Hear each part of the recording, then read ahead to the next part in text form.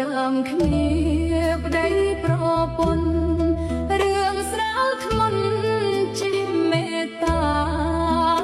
អត់ធ្មត់ក្នុងចិន្តាកាយវាចាគោរពគ្នា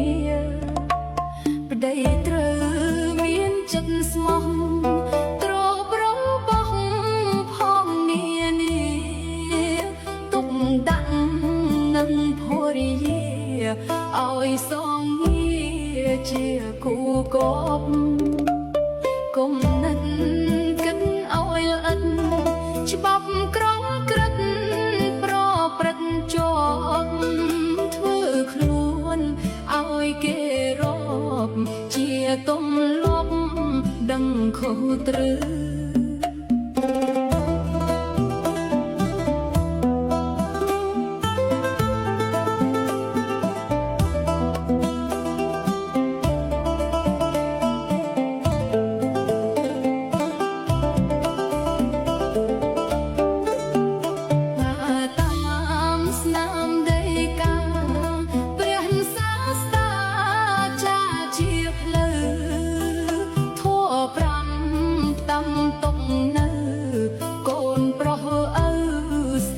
ឲ្យបាន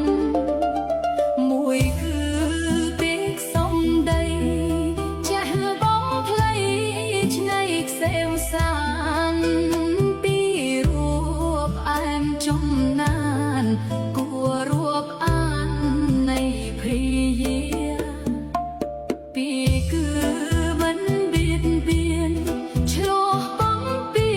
ញហ៊ាននិន្ទា